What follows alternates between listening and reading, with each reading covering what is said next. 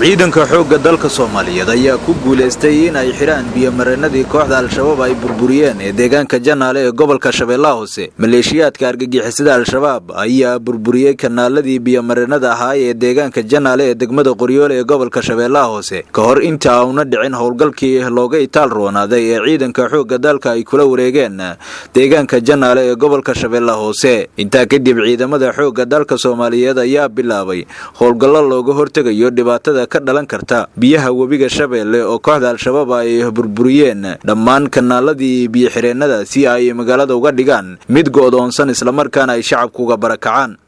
daawadayaal muuqaalka aad u jeedaan waa ciidanka xoogga dalka gaar ahaan gaadiidka baldoosarada kuwaasi oo ku howlan in ay xiraan dhammaan biyo-mareenadii ay fureen maleeshiyaadka shabaabka.